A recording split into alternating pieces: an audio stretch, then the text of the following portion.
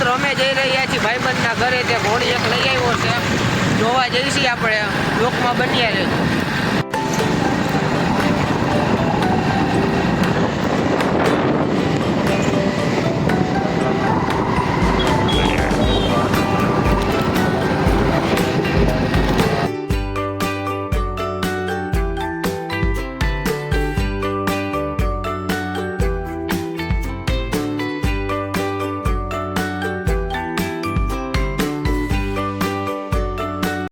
તો ગાઈસ આ ઘોડી આ ભાઈની છે.